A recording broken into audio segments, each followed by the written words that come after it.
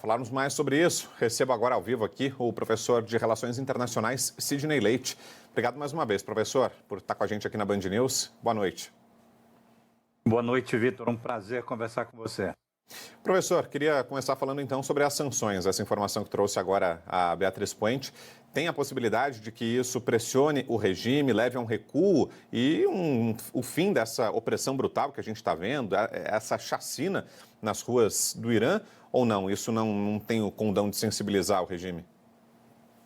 Não tem o impacto que se espera num cenário de queda do regime. Isto porque essas sanções elas já estão sendo colocadas em prática há décadas.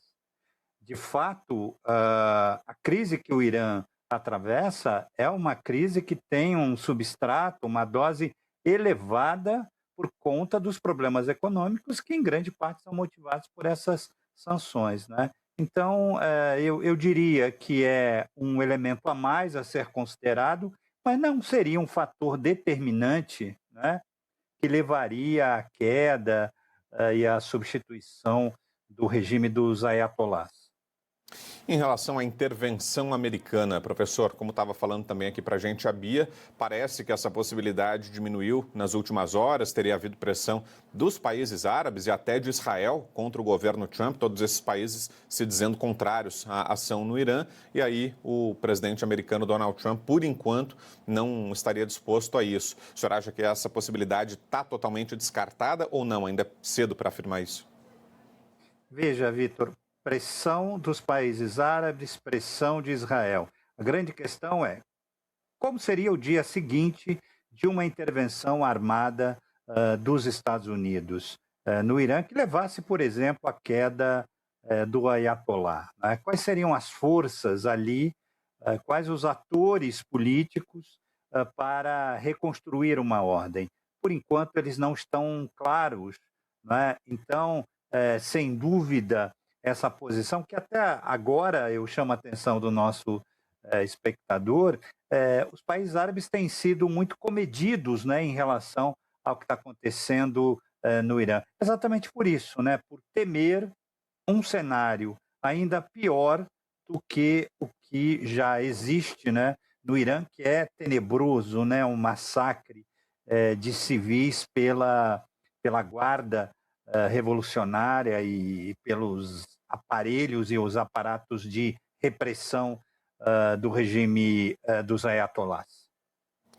Ô, professor, e a onda de protestos, na avaliação do senhor, tende a continuar essa revolta popular ou não? A tendência agora é que perca força, até com esse desmanche da possibilidade de ação americana, talvez essa fosse uma esperança, né, das pessoas que estavam indo às ruas do Irã, que houvesse a ajuda dos Estados Unidos, agora isso parece mais distante. Será que à mesma medida que há esse recuo de Trump, há um recuo também dos manifestantes iranianos, professor, ou não necessariamente?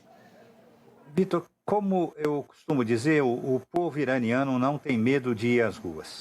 Foi contra a monarquia e tem ido contra esse regime tirânico, né, dos ayatolás.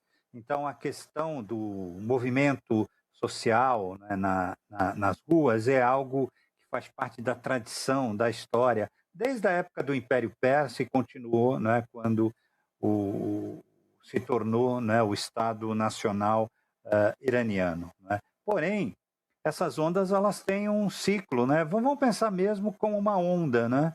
Então, quando nós olhamos uma onda da areia, né, em direção ao mar, ela é muito grande, ela é muito alta, mas ela vai perdendo força à medida que vai chegando, né, a areia e tocando na areia, ela se transforma em espuma e desaparece, né? Então, há um ciclo, não é? Como não há uma liderança, como esse povo que está indo para as ruas não tem armas, não tem movimentos e direcionamentos políticos claros, é bem provável que, mais uma vez, a dura repressão, a violentíssima repressão desencadeada pela República Islâmica do Irã, ela consiga arrefecer mais uma vez, o que é lamentável, né?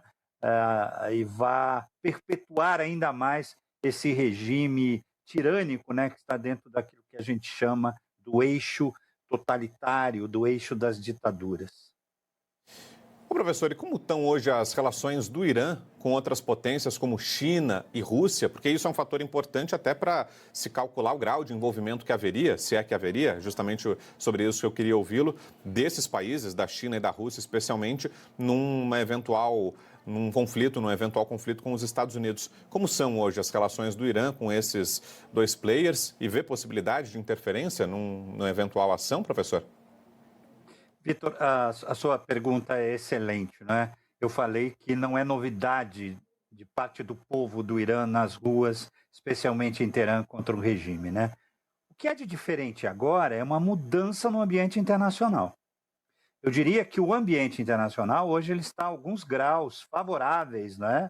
A população, a tentativa, né, de instaurar um regime diferente do que esse regime tirânico, porque o ambiente internacional é um ambiente de total desorganização, né? Nós não temos uma balança de poder clara, né? Agora, analisemos os os dois maiores aliados desse regime, né? A Rússia, ela está envolvida na sua própria guerra, né? Todo o foco da Rússia hoje é o enfrentamento da Ucrânia, que tem o apoio dos países europeus e dos Estados Unidos, pelo menos até agora, né? Então, a Rússia não vai poder, digamos, dar a atenção, dar o apoio militar, econômico, logístico para o Irã como dera no passado. Veja, isso explica, por exemplo, por que a Síria, né, o regime sírio caiu, exatamente porque ele não teve esse suporte, essa logística, né?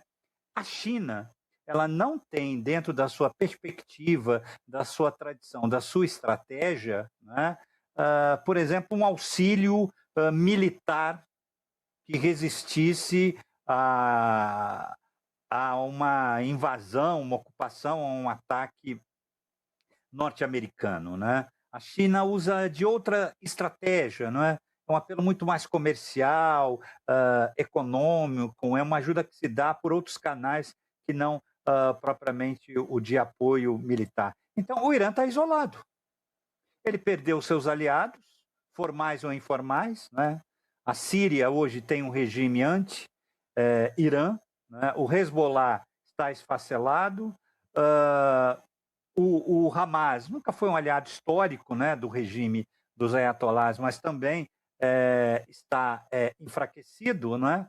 Então, o Irã hoje está isolado, que, enfim, ajuda a gente a pensar um cenário de mudança, né? Embora esse cenário, parece-me que nos últimos 2 dias ficou um pouco mais distante. Muito bem, a situação continua essa, né? Ainda muito tensa, né? Separado por uma linha tênue aí de um eventual agravamento e a gente segue acompanhando, monitorando de perto. Professor, muito obrigado mais uma vez pela presença aqui com a gente, professor Sidney Leite. Bom descanso por aí, ótima noite.